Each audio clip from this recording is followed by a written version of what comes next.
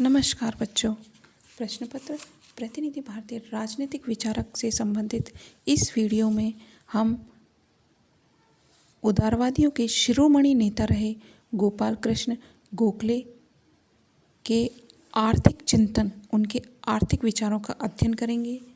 Video की श्रृंखला में पिछले वीडियो में हमने उनके जीवन परिचय और उनके राजनीतिक चिंतन और कार्यों का अध्ययन किया।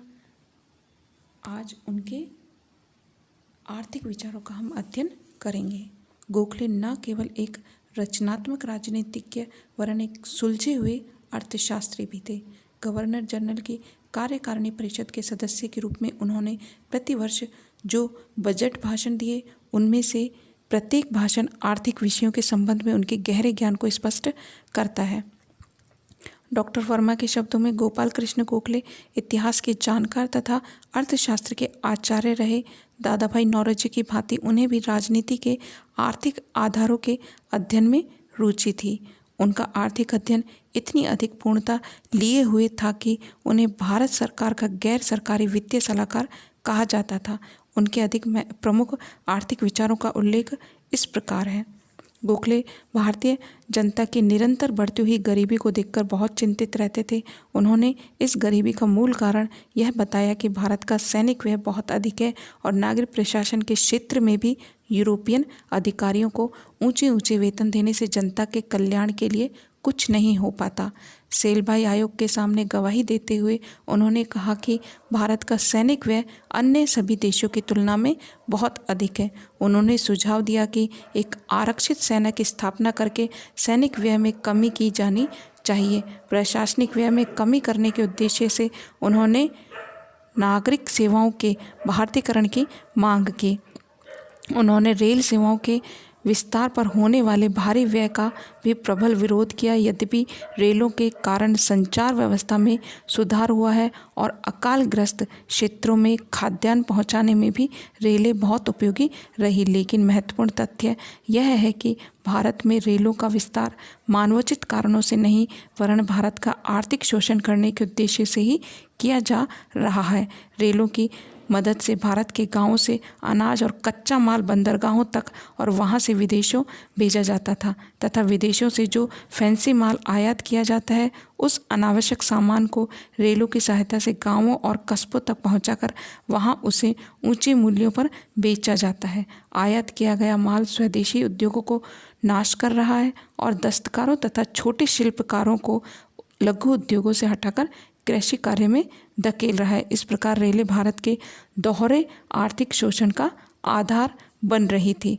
उन्होंने इस बात का प्रतिपादन किया कि विदेशी व्यापारियों को दी जाने वाली अधिकाधिक रियायतों और सुविधाओं के कारण रेलों का जो घाटा हो रहा है, उसके बारे में उन्होंने विरोध किया। मुक्त व्यापार की नीति के प्रति आशंकाएं और विरोध। गोखले ने स्वतंत्र व्यापार की नीति का विरोध करते हुए कहा कि भारत पर लादी गई इस नीति ने देश के सभी उद्योगों का नाश कर दिया। वाष्प चालित तथा अन्य मशीनों की उपयोगिता के सामने भारत के पुराने उद्योग नहीं टिक पा रहे और देश की प्रगति रुक गई है। ऐसी स्थिति में लोग पुनः खेती में जाने के लिए बाध्य हो गए हैं और अधिकाधिक निर्धन होते जा रहे हैं।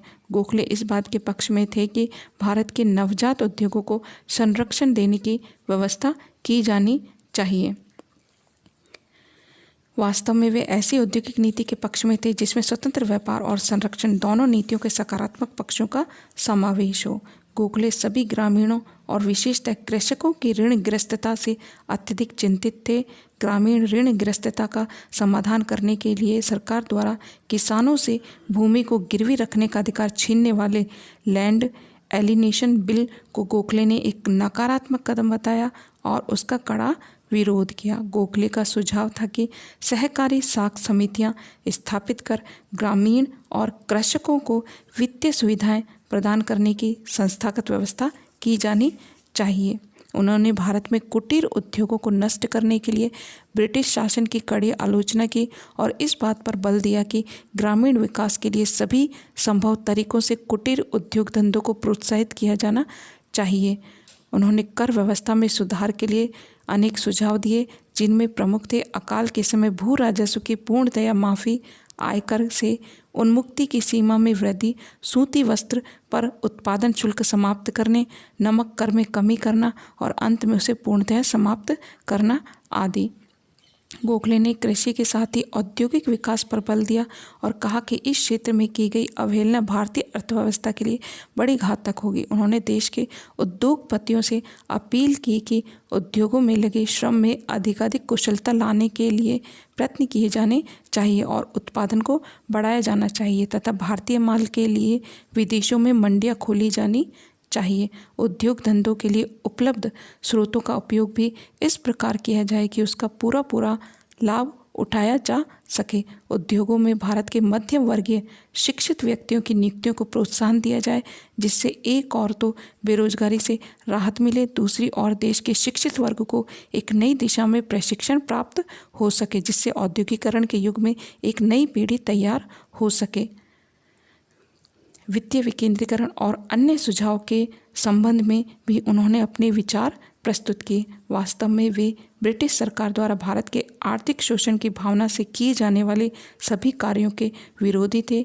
जब भारत में स्वर्ण मुद्रा का प्रचलन प्रारंभ किया गया तो भारतीय मुद्रा को ब्रिटिश मुद्रा में परिवर्तित करने के उद्देश्य से एक स्वर्णमान कोष स्थापित किया गया था। सन 1907 के बजट भाषण में गोखले ने इस कोष के संचय का विरोध किया। इन सब के अतिरिक्त गोखले का आग्रह था कि भारत सरकार की आय तथा व्यय के बीच अधिक संतुलित सामंजस्य स्थापित किया जाए। वे इस पक्ष में थे कि आय का अधिक न्यायोचित ढंग से वितरण किया जाए। गोखले पूंजीवादी अर्थनीति को भारत जैसे अविकसित देश में लागू किए जाने पर होने वाली हानियों से परिचित थे और उनका स्पष्ट मत था कि पूंजीवादी देशों की अर्थनीति ज्यों की त्यों भारत में लागू नहीं की जानी चाहिए। गोपाल कृष्ण गोखले, उनका मूल्यांकन और देन इस प्रकार है। गोखले भारतीय राजनीति की उदारवादी धारा के प्रमुख थे और गोखले का राजनीतिक चिंतन तथा यह उदारवादी विचारधारा अनेक आलोचनाओं का विषय भी रही। आलोचकों के अनुसार न तो गोखले की मूलभूत विचारधारा सही थी और न ही उनके द्वारा अपनाए गए साधन प्रभावदायक थे। साम्राज्यवादी ब्रिटेन द्वारा जब भारत पर शासन किया जा रहा हो तो एक व्यक्ति राजभक्ति या देशभक्ति में से किसी एक ही मार्ग को अपना सकता था, लेकिन गोखले की देशभक्ति का राजभक्ति से मेल हो जाने के कारण देशभक्ति आंशिक होकर रह गई। उनका यह सोचना गलत था कि ब्रिटिश राज स्वयं भारत के हित में है। अंग्रेजों की न्यायप्रियता में भी उनका विश्वास निर्बल था, जैसा कि बाद की घटनाओं ने सिद्ध किया। साम्राज्यवादी अंग्रेज सत्य और न्याय के स्थान पर शक्ति और दबाव की भाषा ही समझते थे। इसके अतिरिक्त गोखले और अन्य उदारवादियों द्वारा अपनाई गई पद्धति प्रभावदायक नहीं थी। आज की परिस्थितियों में गोखले के विचारों और कार्यों की चाहे कैसी ही आलोचना क्यों न की जाए, तत्कालीन परिस्थितियों की दृष्टि से उनका चिंतन तथा कार्य नितांत औचित्यपूर्ण और व्यवहारिक थे।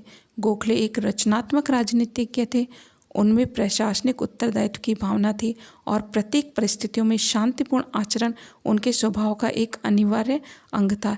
इस मनोवैज्ञानिक पृष्ठभूमि में उनके द्वारा उदारवादी राष्ट्रवाद का मार्ग ही अपनाया जा सकता था। महत्वपूर्ण तथ्य यह है कि इस मार्ग को अपनाते हुए भी देश के लिए त्याग करने में वे किसी से पीछे नहीं थे।